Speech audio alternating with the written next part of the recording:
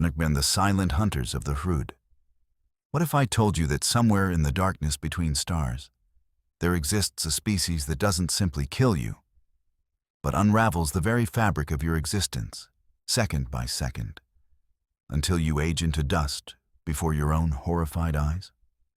What if the enemy you faced didn't need to fire a single shot, didn't need to draw a blade, because time itself had become their weapon, and you were already dying the moment you stepped into their domain? This is not speculation. This is not legend whispered by madmen in the lower habs of some forgotten hive world. This is the Hrud, and they are real, and they are watching from the spaces between moments. And once you understand what they truly are, you will never feel safe in the galaxy again. I was there when Sergeant Kavros aged 40 years in the span of a heartbeat. I watched the color drain from his hair, watched his skin draw tight across his skull, watched the light in his eyes dim from the fierce determination of a veteran Cadian guardsman to the clouded confusion of a man who could no longer remember why he held a laser gun in his trembling, liver-spotted hands. We had entered the warren thinking it abandoned, another xenos infestation to be purged with fire and faith, just as we had done 100 times before, on 100 worlds, whose names I can no longer recall. The air tasted wrong the moment we breached the outer chamber, a metallic tang that coated the tongue like old copper. And beneath that, something else. Something that reminded me of the way a corpse smells 3 days into rot, but not quite. As if the stench itself existed in multiple states of decay simultaneously. Kavros went in first, because he always went in first. Because that's what sergeants do. And I was 2 steps behind him when I saw his silhouette ripple, just slightly, as though I were viewing him through heat shimmer on a desert world. Except the temperature had dropped so low, I could see my breath misting in the dim glow of our lumens. He didn't scream. That's what I remember most. He should have screamed, should have cried out, should have done something other than simply collapse forward onto his knees while his armor, that had been polished to regulation, shined that very morning, tarnished and corroded as if it had spent decades exposed to acid rain. The ceramite cracked. I heard it, heard the sound of fracturing plates, heard something that might have been his bones grinding together as osteoporosis claimed him in seconds. And by the time I reached him, by the time I grabbed his shoulder to pull him back from whatever invisible threshold he had crossed, his face had become a stranger's face, ancient and wizened. His eyes sunken so deep into his skull that they looked like holes leading into some infinite darkness. He tried to speak, his lips working soundlessly, and then his jaw simply detached, the bone too brittle to maintain its connection to his skull. And he crumbled. He actually crumbled like ancient parchment, and I was left holding nothing but dust and corroded armor and the overwhelming certainty that whatever had done this was still here, still watching, still hungry.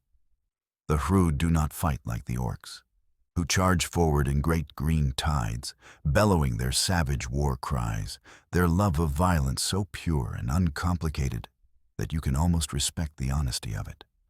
They do not fight like the Necrons, those ancient tomb machines who advance with the inexorable patience of the already dead, their gauss weapons flaying you layer by layer until nothing remains but the ghost of a scream. They do not even fight like the Tyranids, who at least have the decency to kill you quickly, to devour you with such efficiency that your death serves a purpose in feeding the great hunger of the hive mind.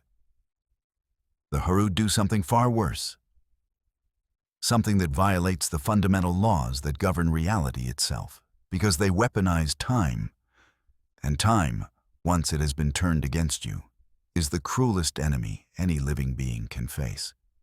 They are not conquerors seeking territory, not zealots spreading some twisted faith, not even predators hunting for sustenance in any way we might understand. They are refugees fleeing from something even they fear. And in their flight, they leave behind a wake of temporal devastation that transforms entire star systems into chronological graveyards, where past, present, and future bleed together until meaning itself dissolves. The first recorded encounter with the Hrud is buried so deep in the archives of the Administratum that accessing it would require clearance levels I do not possess and likely never will. But fragments have leaked out over the millennia. Whispered accounts passed from inquisitor to inquisitor, from magos to magos, each retelling slightly different, each version contradicting the others in ways that suggest the truth itself may be temporarily unstable. What we know, or what we think we know, is that they were old when humanity first crawled out of the caves of ancient Terra, old when the Eldari Empire reached its zenith of decadence and horror. Old perhaps even when the Old Ones themselves walked the stars and shaped the younger races into weapons for their war against the Necrontyr.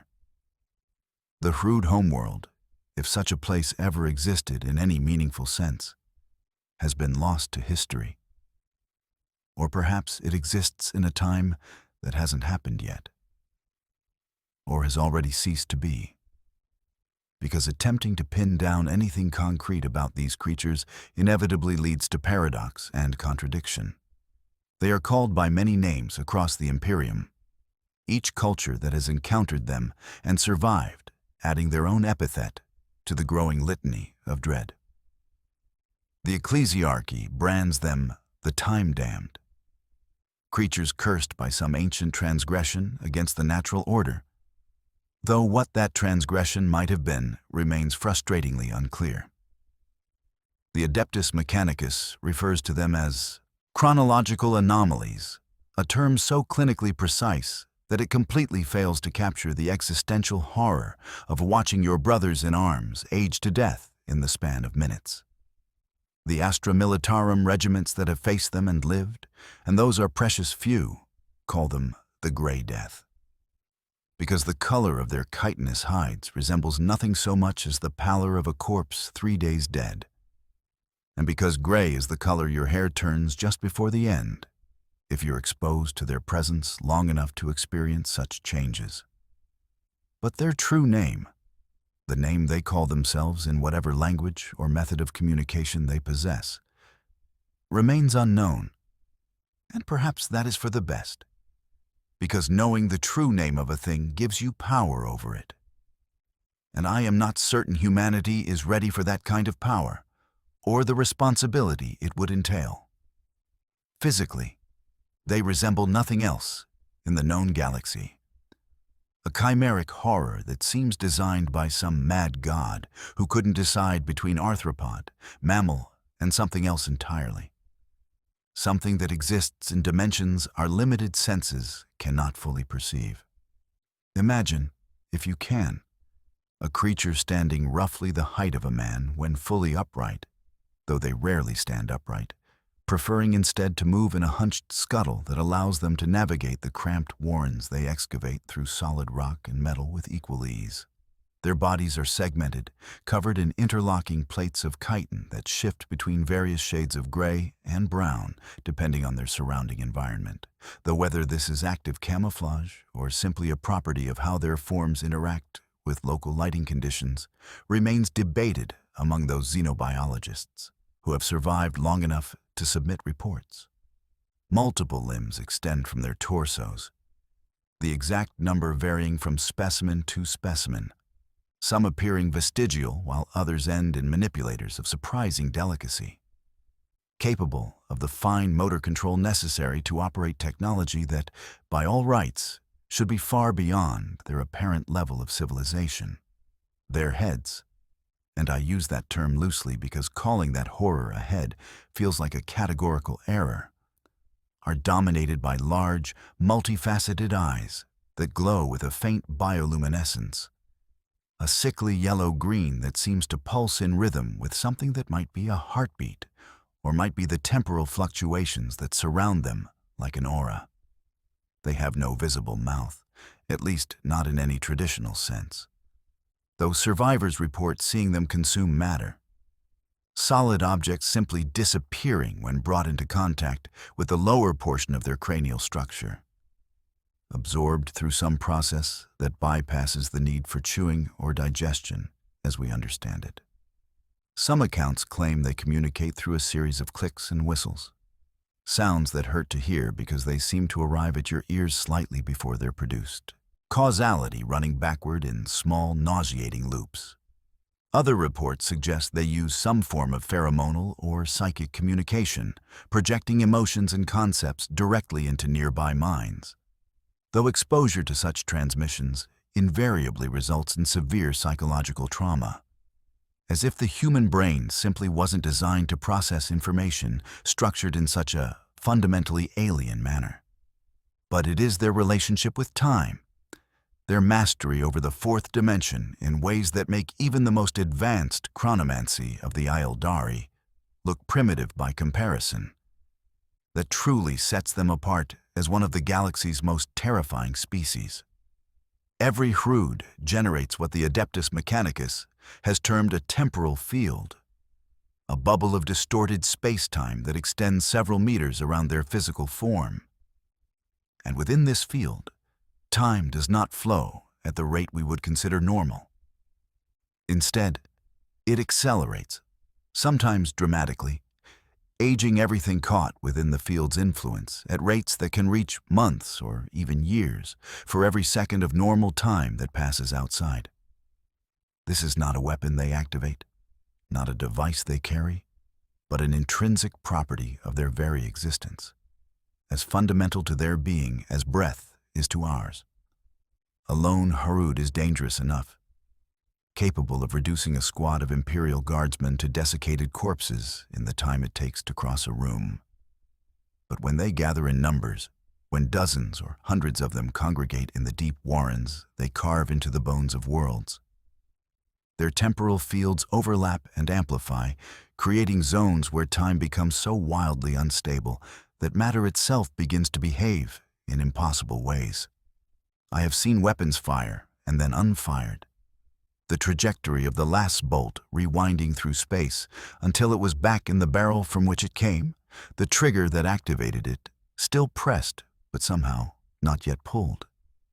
I have watched walls age and crumble and then restore themselves, watched metal corrode to rust and then revert to pristine condition, watched my own hands grow wrinkled and spotted and then smooth again as I stumbled through overlapping temporal fields that pushed and pulled me through time, like a ship caught in conflicting currents.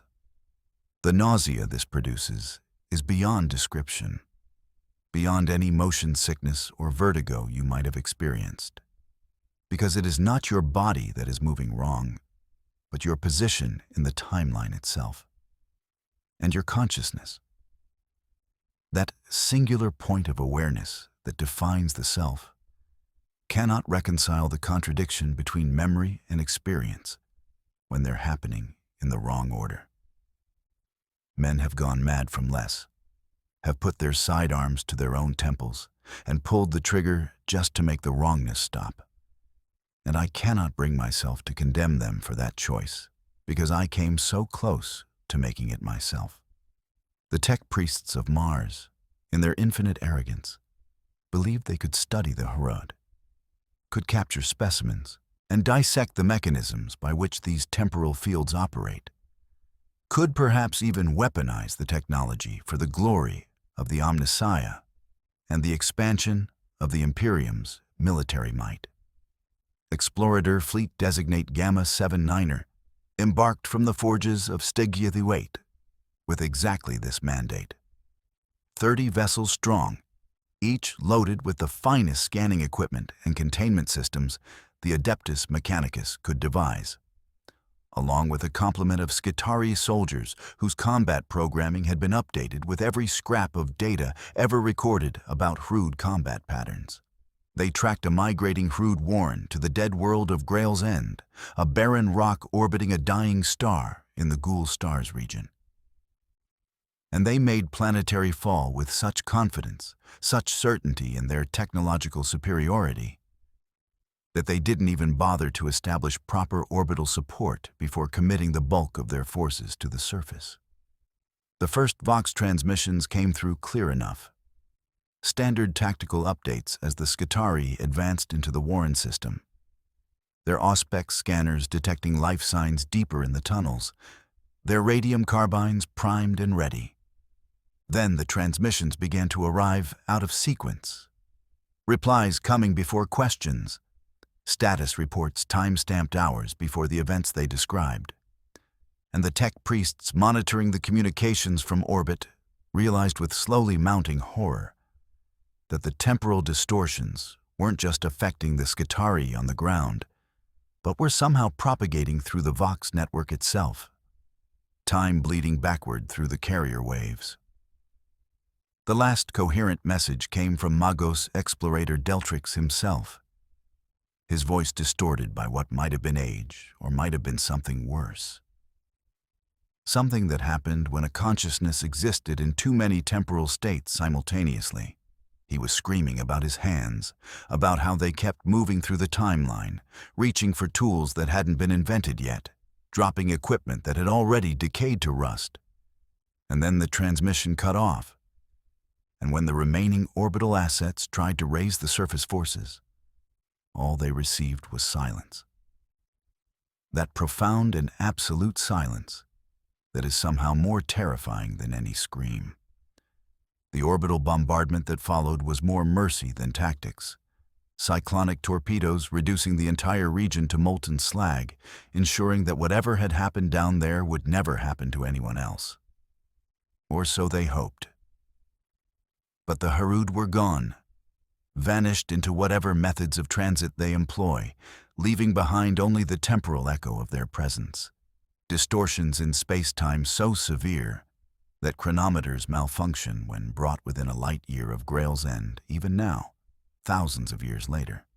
The Ordo Xenos declared the system perdita, forbidden to all Imperial traffic, and assigned a permanent watch station crewed by condemned men whose only duty is to ensure no one ever forgets what hubris and curiosity purchased on that dead world. The question that haunts every scholar who has studied the Hrud, every inquisitor who has tracked their migrations across the galaxy, every soldier who has survived an encounter with them and lived long enough to file a report, is simple and terrible in its implications. What are they running from? Because make no mistake, the Hrud are refugees, fleeing in great nomadic migrations that span centuries and cross sectors of space. Their warrens appearing suddenly in the deep places of worlds, staying just long enough to rest or breed, or whatever it is they do when they gather in numbers, and then vanishing again. Moving on to the next temporary sanctuary, with an urgency that suggests pursuit. The temporal devastation they leave in their wake is not malicious, or at least not intentionally so, but rather a side effect of their very existence. The way a human might carelessly crush insects beneath their boots without even noticing.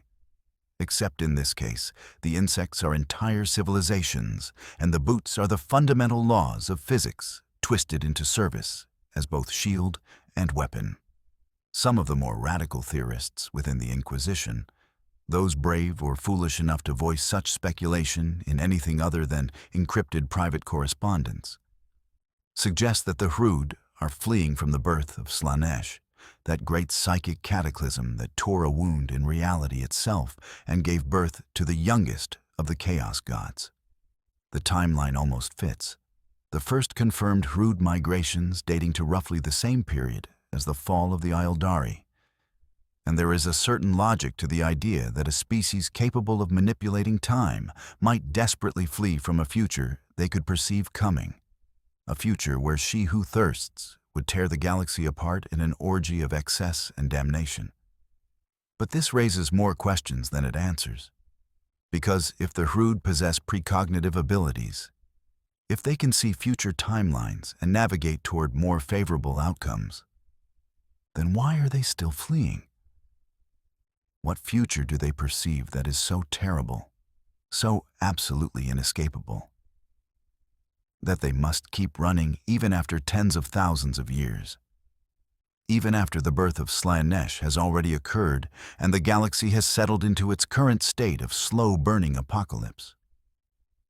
Others whisper of something worse, of a threat so ancient and so terrible that even the chaos gods fear it. Something that the Hrud encountered in the deep past or will encounter in the far future. Time being fluid enough for them that past and future become meaningless categories. There are fragmentary references in the Black Library, that repository of forbidden Ildari knowledge that even the Inquisition cannot fully access. To a species called the sloth, parasitic creatures who feed on entire civilizations, who wear the skins of their victims and infiltrate worlds so thoroughly that by the time the infection is detected, it is far too late for any cure save complete planetary annihilation. The texts suggest some connection between the sloth and the Hrud, though whether they are allies, enemies, or something more complex remains frustratingly unclear, lost in translation between languages that don't share common conceptual frameworks. What is undeniable, what every encounter with the Hrud has confirmed beyond any reasonable doubt, is that they are builders of considerable sophistication. Engineers whose understanding of temporal mechanics allows them to create structures and devices that operate on principles human science cannot begin to comprehend. Their warrens are not simple tunnels burrowed through rock, but rather precisely calculated networks that exist partially outside normal space-time. Pocket dimensions folded into the material universe at points of temporal stress, allowing them to create spaces that are simultaneously larger on the inside than the outside, or that occupy the same physical location but at different points in time, so that you might walk through a tunnel and emerge minutes or hours or days before you entered. Causality be damned.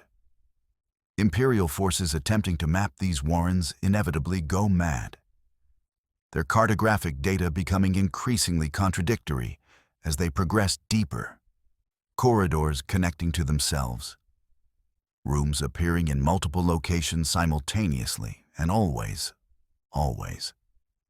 The sense that the warren itself is somehow alive, somehow aware of the intruders, adjusting its configuration to confuse and disorient and ultimately trap those foolish enough to venture inside. The Hrud also create artifacts, devices whose purpose we can sometimes infer through careful observation, but whose operation remains opaque even after centuries of study. The Adeptus Mechanicus has recovered what they call temporal anchors, small objects roughly the size of a human fist that seem to stabilize time in their immediate vicinity, creating bubbles of normal temporal flow even in the midst of overlapping Hrud fields.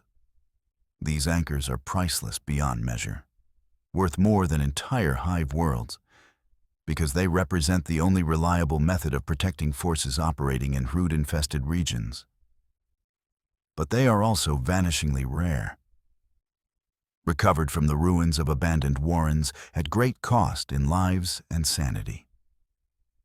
Attempts to reverse engineer these devices have universally failed, the mechanisms inside defying analysis, composed of materials that exist in states of quantum superposition, simultaneously solid and liquid and energy, responding to observation by changing their fundamental properties in ways that make consistent measurement impossible. Then there are the weapons, if such a term can even apply to devices whose function seems to be the active manipulation of causality itself. Survivors describe rods or staffs carried by what might be Hrud warriors or leaders. Devices that, when activated, cause matter to experience accelerated entropy. Targets aging centuries in seconds, armor turning to dust, flesh sloughing from bones, bones themselves crumbling to powder before the victim can even register pain. Other accounts mention something like grenades, objects thrown into formations of Imperial troops that expand into spheres of distorted time. And within those spheres, men experience their own deaths over and over. A temporal loop that repeats their final agonizing moments infinitely, until madness or biological failure releases them. The psychological damage inflicted by such weapons is arguably worse than the physical harm. Survivors left with memories of dying that feel absolutely real because, from a certain perspective, they did die, did experience those final moments. And the fact that they're somehow still alive doesn't erase the trauma of the experience. The Imperial response to Hrud infestations has evolved over the millennia, from attempted containment to outright extermination. The Ordo Xenos, having concluded that these creatures represent too great a threat to be tolerated anywhere within the bounds of civilized space.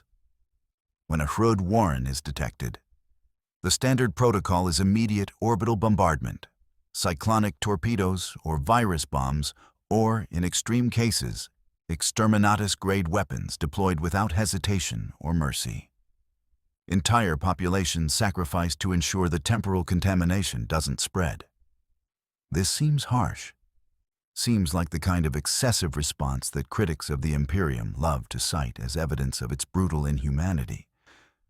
But those critics have never stood in a room where time flows backward, have never watched their own reflection in a polished surface age into a corpse, while they themselves remain young, have never felt the fundamental wrongness of existing in multiple temporal states simultaneously.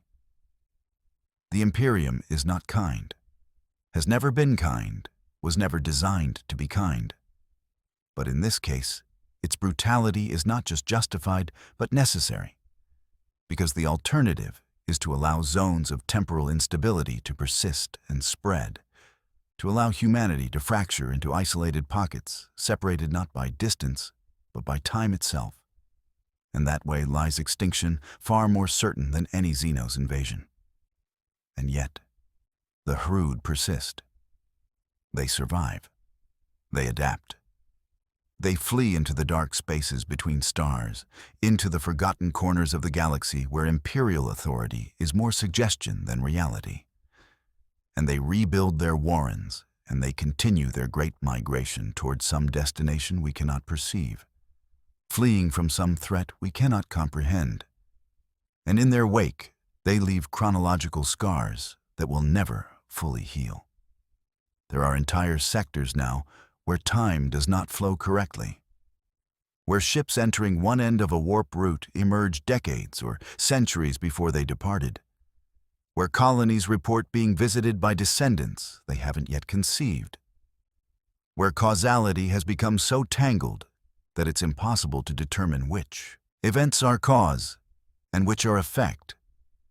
The Administratum has stopped trying to maintain accurate records for these regions, has classified them as temporally unstable, and left them to whatever fate awaits. Because the sheer bureaucratic impossibility of documenting events that happen in the wrong order has defeated even that most persistent of Imperial institutions. I think about Sergeant Kavros sometimes, about the man he was before we entered that warren, about his easy laugh and his habit of checking his men's equipment personally, making sure everyone had fresh cells for their laser guns, making sure no one went into combat with faulty gear if he could prevent it. He was a good man, as good as anyone can be in this nightmare of a galaxy. And he deserved better than to die of old age at 34, to crumble into dust on some forgotten world whose name I can't even remember anymore. Because the trauma of watching him die has somehow corrupted my memories of the entire campaign. But that's what the Hrud do, you see. They don't just kill you, they erase you, remove you from the timeline so thoroughly that it's as if you never existed. And everyone who remembers you feels that wrongness, that sense that something important has been stolen, though they can't quite articulate what. The silent hunters, some call them, because you never hear them coming, never realize they're there until it's too late, until your hair has gone gray and your joints have started to ache and you're wondering why your armor doesn't fit quite right anymore, why it feels so heavy on shoulders that used to be broader, stronger, younger. They hunt not for food or territory or any reason we might understand. but simply to survive, to keep moving, to stay ahead of whatever pursues them through the centuries, and we, humanity, the imperium of man in all its might and glory, we are nothing more than obstacles in their path. Inconveniences to be avoided when possible, and eradicated through temporal attrition when avoidance fails. The Tactica Imperium, that vast compendium of military doctrine that governs how the Astra Militarum wages war across 1,000,000 worlds, dedicates exactly 3 pages to combat against the Hrud. And 2 of those pages are essentially variations on the same advice offered in increasingly desperate phrasings. Do not engage at close range. Do not attempt to hold ground against them. Do not assume your equipment will function normally. Do not trust your chronometers. Do not believe your memories.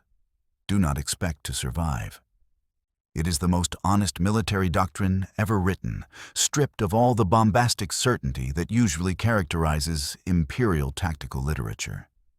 And that honesty, that naked acknowledgement of how utterly outmatched humanity is against this particular threat, tells you everything you need to know about how terrifying these creatures truly are. I have spent years studying every scrap of intelligence the Inquisition has gathered about the Hrud, reading reports that have driven lesser men to madness, correlating sighting patterns across sectors and millennia, trying to discern some pattern to their movements, some logic that might allow us to predict where they'll appear next and prepare accordingly. And the only conclusion I can draw, the only certainty I've managed to extract from mountains of contradictory data and fragmentary accounts, is that they are heading towards something, converging slowly across vast stretches of space and time toward some point, some destination that lies in a future we cannot see. And when they reach it, when whatever exodus they've been conducting for longer than human civilization has existed, finally comes to its end, the galaxy will change in ways we cannot predict and probably won't survive. There are moments, late at night when sleep refuses to come, and I'm alone with my thoughts and the memories of too many dead comrades, when I wonder if the Hrud aren't the real enemy at all. If they're not perhaps the only species in the galaxy that truly understands what's coming. What terrible reckoning awaits all of us in the centuries ahead. They've seen it or will see it, time being what it is for them. And they're running not from us, but from something so much worse, that making us their enemy, turning the entire might of the Imperium against them, is still preferable to stopping, to standing and fighting whatever pursues them. What could possibly be terrible enough to justify that choice? What horror exists that would make existence as a hunted refugee species, fleeing for thousands of years through hostile space, seem like the better option? I don't have answers to these questions, and I'm not sure I want them.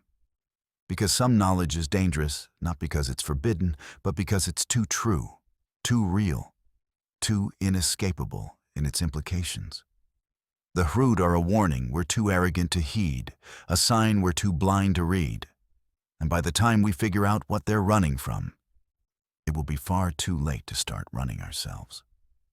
In the depths of the Imperial Palace on Terra, in archives so secure that even most Inquisitors don't know they exist, there is supposedly a data slate containing the complete account of the only Space Marine chapter ever lost to the Hrud.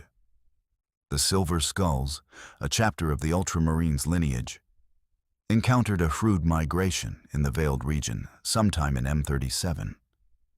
And in their characteristic confidence, their absolute certainty in their superiority as the Emperor's chosen warriors, they decided to stop the migration, to fortify a cluster of worlds directly in the Hrud's path and hold the line, proving that even the temporal manipulation of these xenos creatures was no match for the transhuman might of the Adeptus Astartes. They committed their entire chapter's strength, nearly 1,000 battle brothers, supported by auxiliary guard regiments and mechanicus assets, And they dug in, prepared their defenses, and they waited for the Hrud to arrive. The first contact reports were encouraging. Space Marine armor proving resistant to the temporal fields, their enhanced physiology allowing them to endure accelerated aging far better than baseline humans. Their discipline and training keeping them focused, even as time twisted around them in impossible configurations. They killed Hrud by the thousands, lasfire and bolter rounds punching through chitinous armor, flamers cleansing warrens with blessed promethium. And for a moment, for one brief, shining moment, it seemed like they might actually succeed, might actually accomplish what no other Imperial force had managed, and halt a Hrud migration through sheer, bloody-minded determination. But the Hrud kept coming, and the temporal fields kept intensifying, and slowly, inexorably, the Silver Skulls began to realize they weren't fighting an army. They were fighting time itself. And time, in the end, claims everyone. The first-hand accounts from this disaster are horrific beyond measure. Descriptions of Space Marines aging despite their modified biology, their third lung collapsing, their second heart failing, their enhanced organs shutting down one by one as centuries of accelerated entropy took their toll. Terminators, those walking tanks of ceramite and adamantium, watched their armor corrode and fail.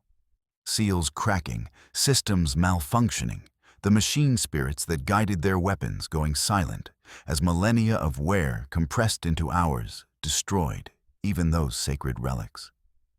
And the worst part, the detail that makes this account so utterly damning, is that the Hrud didn't even fight back, didn't need to. They just kept moving, kept fleeing toward whatever destination called to them. And the Silver Skulls died simply by being in their way, obstacles consumed by the temporal wake of a species that didn't even consider them worth the effort of combat. The chapter was declared lost with all hands, their fortress monastery abandoned and later demolished, their heraldry and honors struck from the records. Not as punishment, but as mercy, because the alternative would be to admit that the Emperor's finest could be defeated so absolutely, so completely, without the enemy even trying. And that admission would undermine the foundational myth upon which the entire Imperium rests. The idea that humanity, through faith and sacrifice and sheer stubborn refusal to yield, can overcome any threat. The Hrud prove this is a lie. Prove that some enemies cannot be overcome because they operate on levels we cannot even perceive, let alone counter. And the Imperium cannot allow its citizens to believe that, cannot permit the spread of such despair.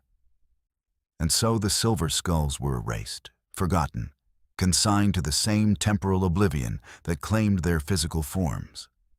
I sometimes wonder if the Hrud remember them, if in whatever way these creatures think or communicate or preserve their history, they note the attempts made to stop them, the various species and civilizations that have stood in their path over the eons of their great migration.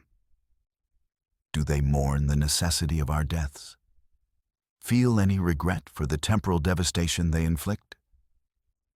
Or are we so utterly alien to them, so completely beyond their ability to conceptualize, that our suffering doesn't even register as a meaningful category?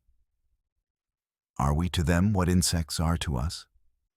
Things to be swept aside without thought or concern?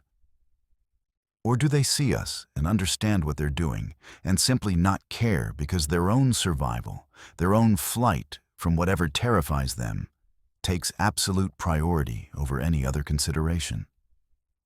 The theological implications of the Hrud have caused considerable debate within the ecclesiarchy, particularly among those rare members who possess both the clearance to know about these creatures and the intellectual inclination to consider what their existence means in the context of imperial faith.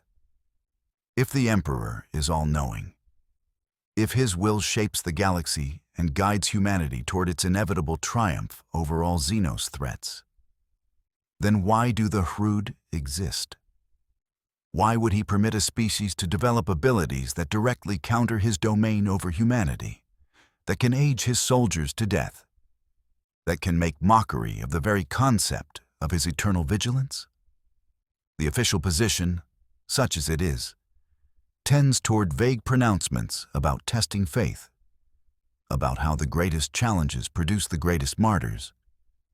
But you can see the doubt in their eyes when they speak these words. The uncertainty that comes from confronting a threat that doesn't fit neatly into the established narrative of mankind's destiny. Some of the more radical theologians, those who operate on the bleeding edge of heresy and often cross over into outright apostasy, suggest that the Hrud are the Emperor's judgment upon humanity, punishment for the sins of the age of strife, for the hubris of the dark age of technology when mankind reached for godhood and fell so terribly short.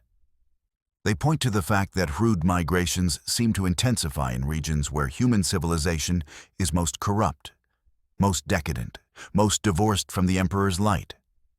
And they claim this is no coincidence, that these creatures are drawn to moral decay the way flies are drawn to rotting meat, serving as instruments of divine wrath whether they know it or not. This interpretation is, of course, officially condemned, its proponents frequently disappearing into the custody of the Ordo Hereticus, never to be seen again.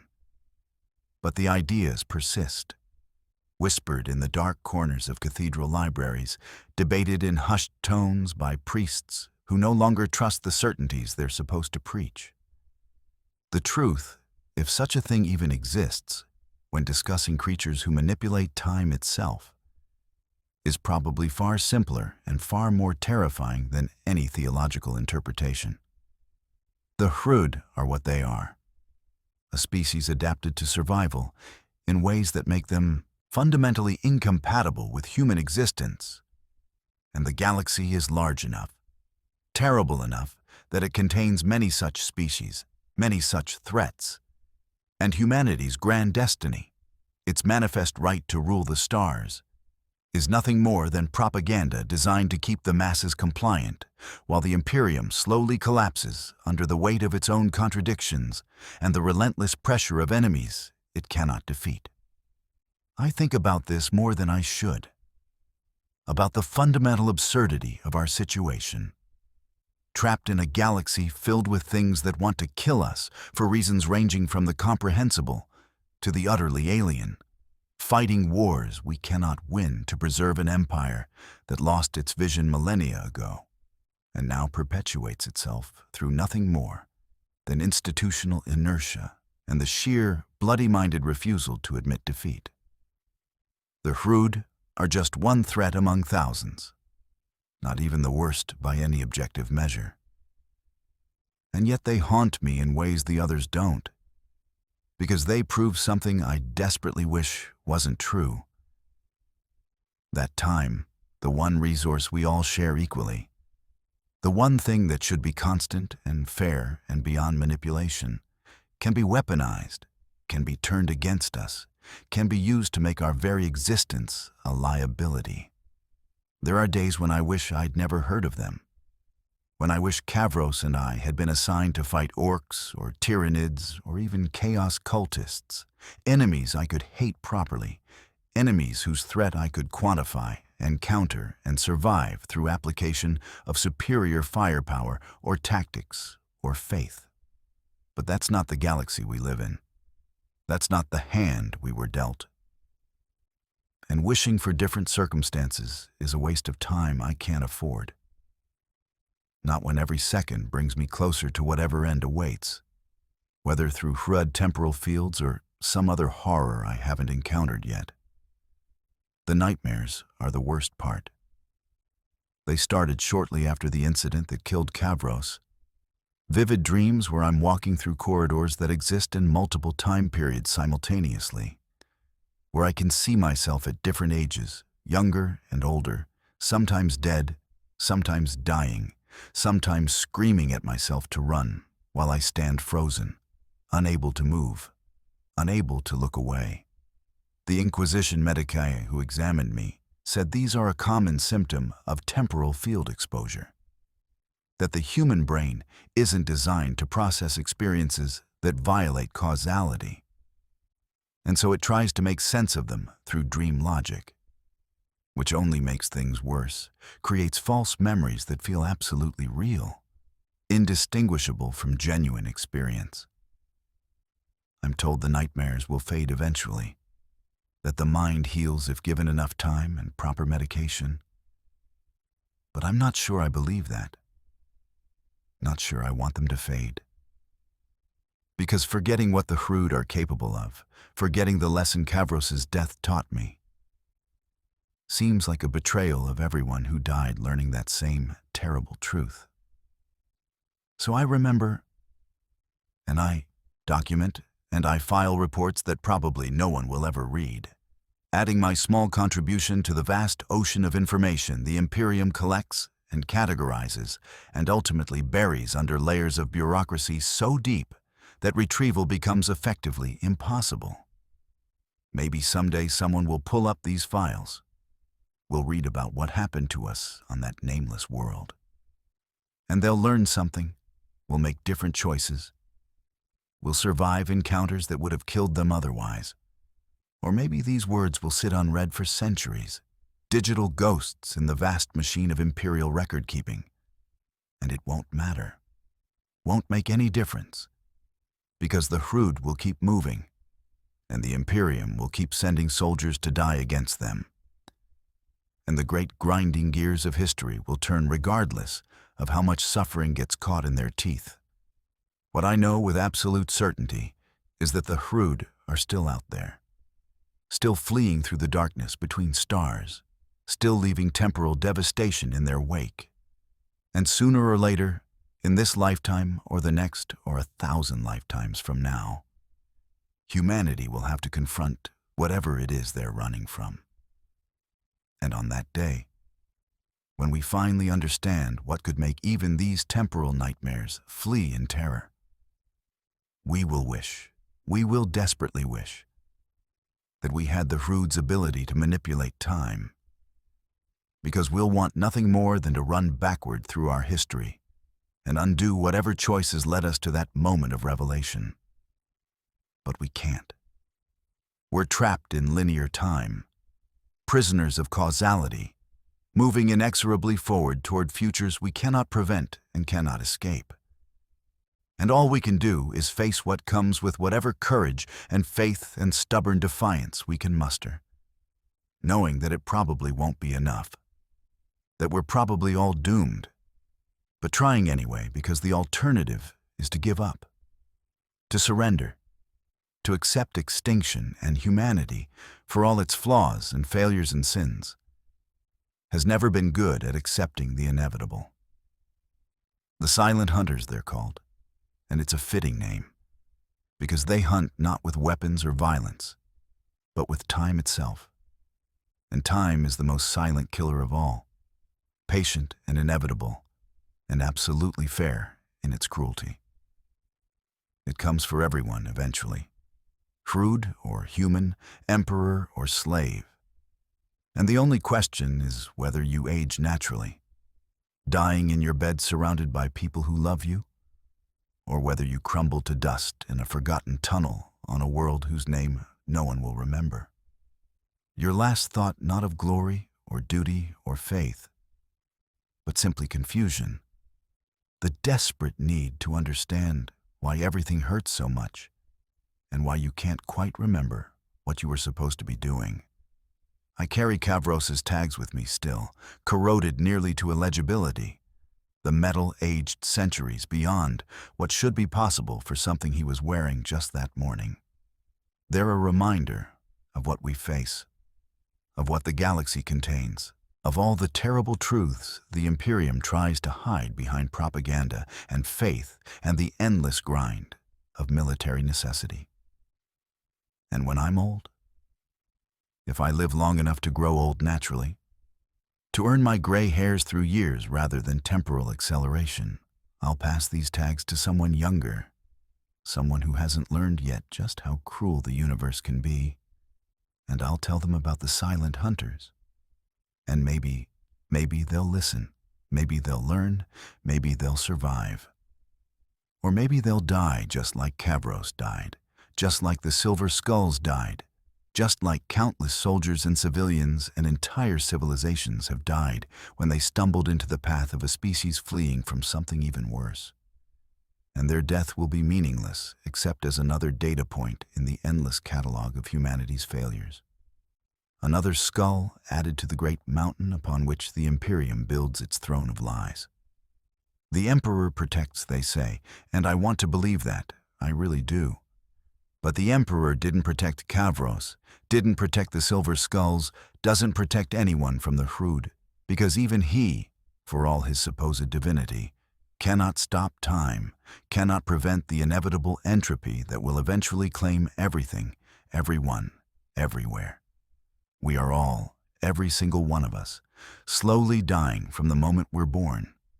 Time's weapons already lodged in our cells, in our DNA, ticking down toward the moment when we cease. And the Hrud simply make explicit what has always been true.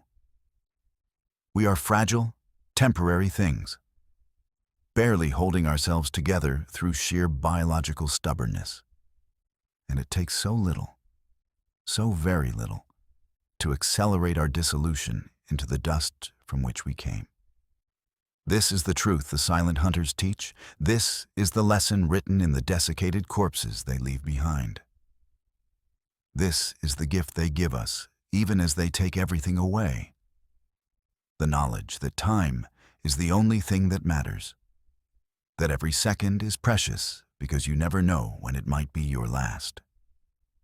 When you might cross some invisible threshold and feel your bones begin to crumble, your vision begin to fade, your memories begin to slip away, like water through arthritic fingers. Live, they tell us through their terrible example. Live now, live fully, live without regret. Because tomorrow is never guaranteed, and today might be all you have left.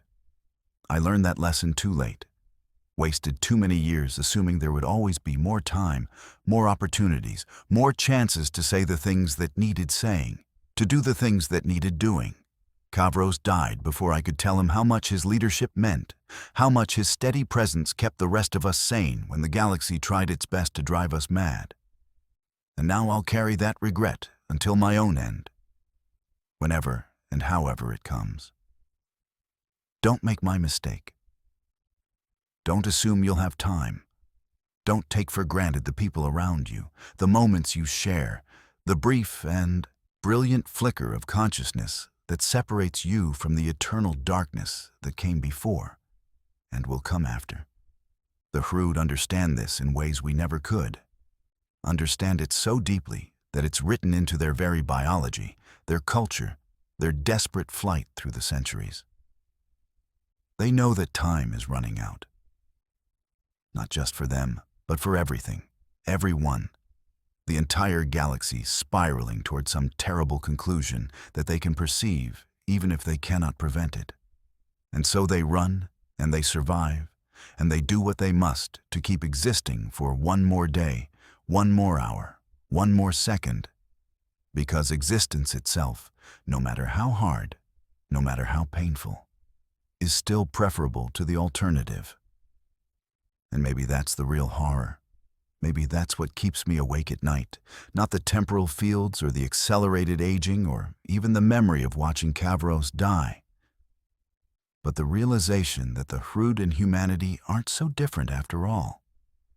We're both refugees fleeing from something, both fighting desperately to survive in a galaxy that wants us dead, both willing to do terrible things in service of that survival.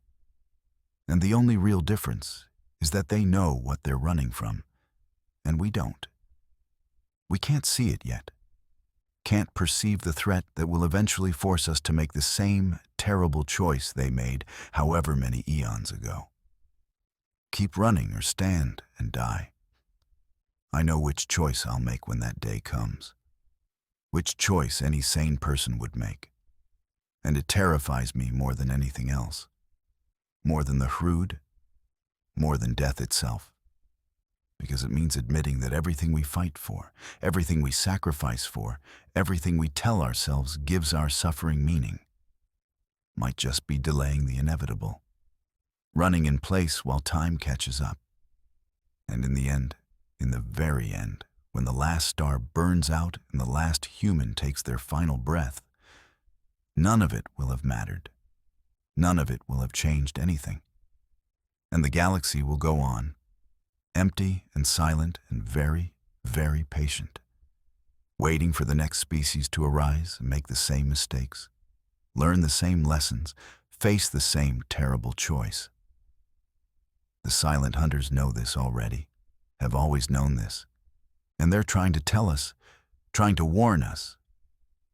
But we're too arrogant to listen, too certain of our own importance, too invested in the lie that we're special, that we're chosen, that we're destined for something more than the dust and darkness that claims all things eventually.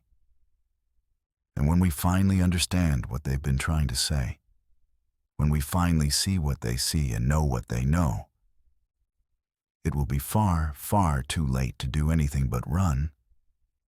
And even that probably won't be enough. This is the legacy of the Hrud, the gift they leave behind in their temporal wake. The knowledge that we are all temporary, all dying, all running out of time, and the only question is whether we spend what little we have living, or whether we waste it pretending we'll live forever. That tomorrow is guaranteed, that we have all the time in the world, when the truth is we never did. We never will. And the clock is always, always counting down.